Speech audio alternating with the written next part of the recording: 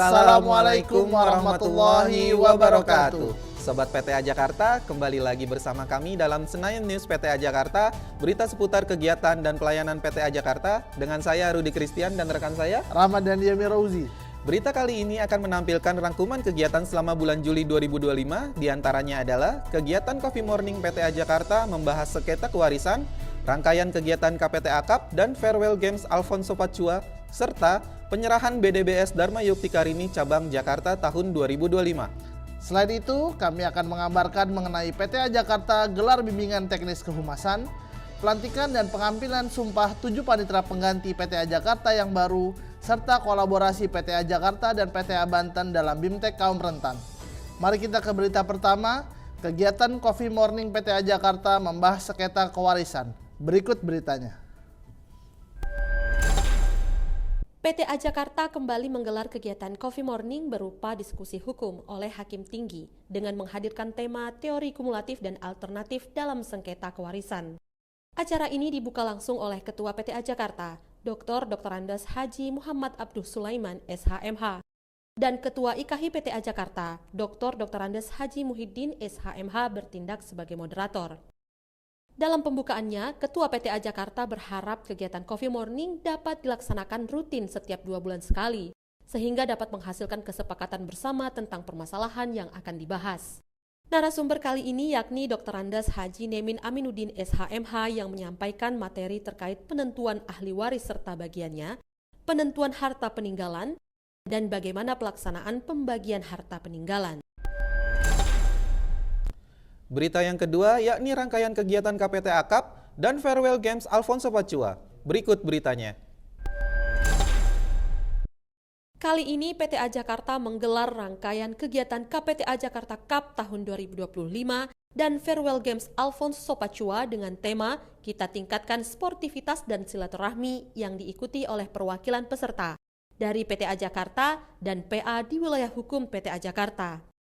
Kegiatan diawali dengan pembukaan, kemudian dilanjutkan dengan berbagai macam pertandingan olahraga seperti tenis lapangan, bulu tangkis, tenis meja, dan catur. Kegiatan bertempat di PA Jakarta Pusat, PA Jakarta Timur, PA Jakarta Selatan, serta lapangan tenis Mahkamah Agung. Ketua PTA Jakarta menyampaikan harapan agar kegiatan ini tidak hanya sebagai ajang kompetensi, namun juga sebagai ajang mempererat silaturahmi. Semangat sportivitas, kebersamaan, dan saling mendukung menjadi nilai utama dalam kegiatan ini.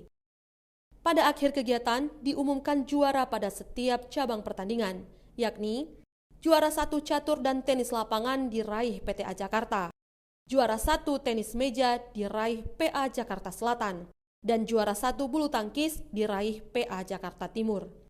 Dan untuk tenis Farewell Games Alfonso Pacua, keluar sebagai juara yakni Kamar Agama Mahkamah Agung RI.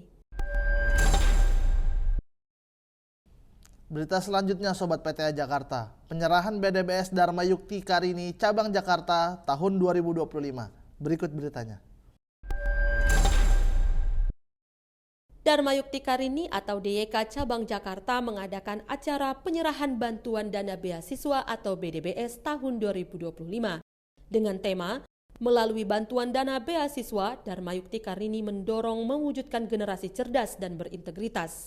Dalam sambutannya, Ketua PTA Jakarta, Dr. Andes Haji Muhammad Abduh Sulaiman SHMH sebagai pelindung DYK Cabang Jakarta, menyampaikan terima kasih serta rasa syukur atas terlaksananya acara, dan diharapkan acara berlangsung rutin agar dapat mewujudkan generasi yang cerdas dan berintegritas.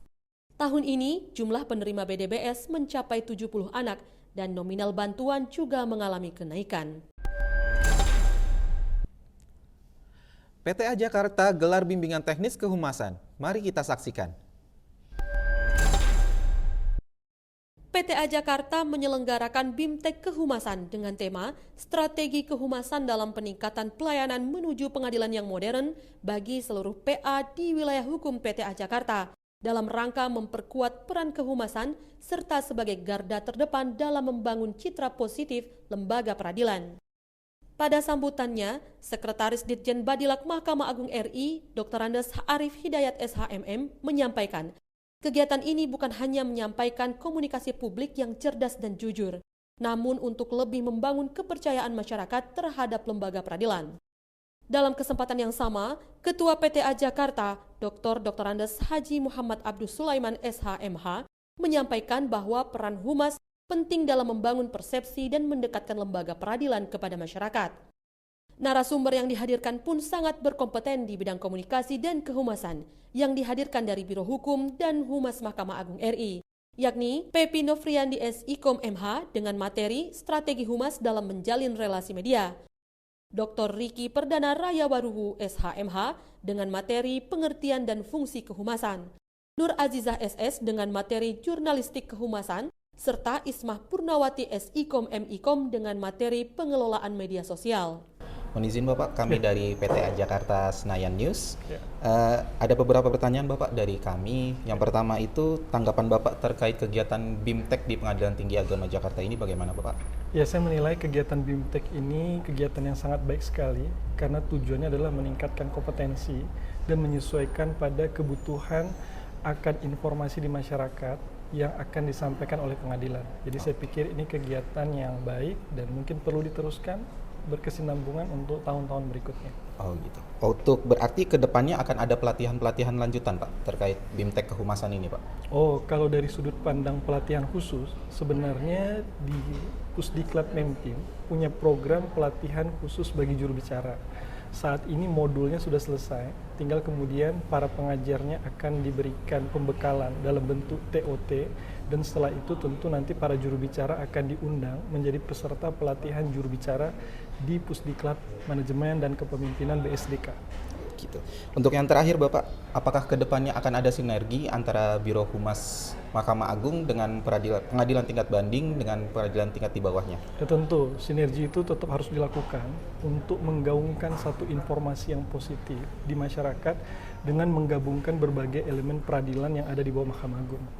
Langkah ke depan juga kami sedang menyusun SK KMA tentang pedoman pemanfaatan media sosial, di mana Biro Hukum dan Humas memainkan peran sentral yang akan mempengaruhi pola bentuk pemberian informasi dari media sosial di berbagai pengadilan, sehingga tentu koordinasi yang dimaksud tadi akan tentu dilaksanakan atau disinergikan. Selanjutnya kami mengabarkan tentang pelantikan dan pengambilan sumpah 7 panitera pengganti PTA Jakarta yang baru. Berikut beritanya. Ketua PTA Jakarta, Dr. Andes Haji Muhammad Abdus Sulaiman SHMH secara resmi melantik dan mengambil sumpah jabatan 7 orang panitera pengganti. Rangkaian acara berlangsung khidmat, dimulai dari menyanyikan lagu Indonesia Raya dan himne Mahkamah Agung RI, pembacaan doa, pembacaan surat keputusan, pembacaan naskah pelantikan, pengambilan sumpah jabatan, dan ditutup dengan penandatanganan berita acara sumpah jabatan dan fakta integritas. Dalam amanahnya, Ketua PTA Jakarta berpesan agar selalu menjaga integritas, profesionalisme, komitmen, serta dapat menyelesaikan pekerjaan tepat waktu. Dan yang terakhir adalah kolaborasi PTA Jakarta dan PTA Banten dalam BIMTEK Kaum Rentan. Mari kita saksikan. PTA Jakarta beserta PTA Banten sebagai wilayah zona 6 yang ditunjuk Ditjen Badilak Mahkamah Agung RI menyelenggarakan bimbingan teknis kaum rentan. Acara dilakukan secara daring menggunakan media Zoom meeting dan diikuti oleh seluruh peserta tenaga teknis di wilayah hukum PTA Jakarta dan PTA Banten. Hakim Tinggi PTA Jakarta, Dr. Andes Haji Muhammad Ghazali MH ditunjuk sebagai moderator. Narasumber kali ini yakni praktisi dan psikolog Adib Setiawan SPSI MPSI membawakan materi komunikasi terhadap kaum rentan.